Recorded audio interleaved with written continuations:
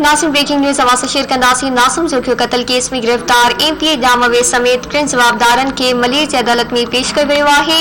Police सख़्त security में जवाबदारनि खे अदालत आंदो आहे। तलूर जो शिकार करण खां रोकण तां नौजवान नासिम जोखियो खे क़त्ल कयो वियो हो। मक़तूल जे वारसनि एमपीए जाम अवेज़ कोरा में संदसि साथियुनि ते क़त्ल जो इल्ज़ाम हणंदे केस दाख़िल करायो हो। नाज़िम जोखियो क़त्ल केस बाबत तव्हांखे आगाह कयूं पिया। नाज़िम जोखियो क़त्ल केस में गिरफ़्तार एमपीए जाम अवेज़ समेत 3 जवाबदारनि खे मलीर जी अदालत में पेश कयो वियो आहे। पुलिस सख़्त सिक्योरिटी में जवाबदारनि खे अदालत आंदो आहे। तलूर जो शिकार करण खां रोकण तां नौजवान नाज़िम जोखियो खे क़त्ल कयो वियो हो। मक़तूल जे वारसनि एमपीए जाम अवेज़ कोरा में संदसि साथियुनि ते क़त्ल जो इल्ज़ाम हणंदे केस दाख़िल करायो हो।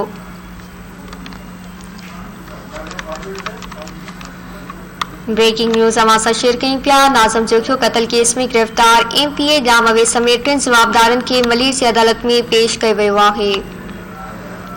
पुलिस सख़्त सिक्योरिटी में जवाबदारनि खे अदालत आंदो आहे। तलूर जो शिकार करण खां रोकण तां नौजवान नाज़िम जोखियो खे क़त्ल कयो वियो हो। मक़तूल जे वारसनि एमपीए जाम अवेज़ कोरा में संदसि साथियुनि ते क़त्ल जो इल्ज़ाम हणंदे केस दाख़िल करायो हो।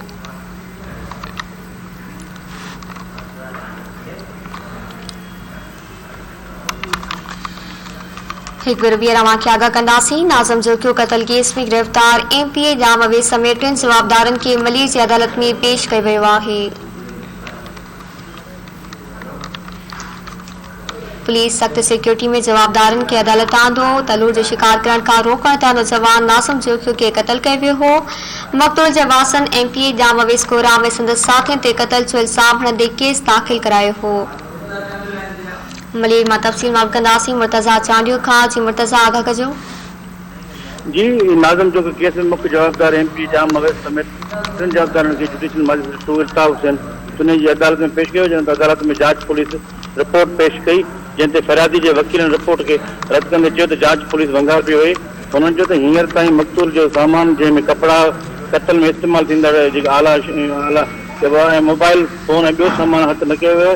हुन ते अरब वारी गाॾी CDR पेश न कई वई आहे। असां जेको हिन ते ख़दशातनि ते यूनिवर्सिटी जी जेका टीम आहे उनजी अॻुवाणी जेको SSP मली करे वियो आहे ऐं उनजी इरफान बहादुर जेको आहे उहो हुननि जो दोस्त आहे। उन ते जेको आहे असांखे जेको इतमाद न आहे। जॾहिं त हुननि घुर कई अदालत वकीलनि चयो त जेको आहे DIG लेवल ते जेको आहे टीम जोड़ी वञे ऐं उनमें जेको आहे ॿी जेके इदारा आहिनि उन्हनि खे शामिलु कयो न। छो त हिन में सिर्फ़ु जेको पुलिस टीम में आहे, तंहिं करे असांजे हिन ते ख़दशात आहिनि। उन्हनि वधीक वकीलनि जो जेको हिन में जेके ॿिया जवाबदार आहिनि उहे बि अञा ताईं गिरफ़्तार न कया आहिनि। जांच पुलिस जेको आहे उहा ज़ोर लॻी पई आहे ऐं उन्हनि खे जेको आहे रिलीफ ॾियण जे चकर में असांजे उन्हनि ते ख़दशात आहिनि त जेको ॿी जांच टीम जोड़ी वञे। जी महिरबानी मुर्तज़ा चांडियो तफ़सील ॾियण जे लाइ।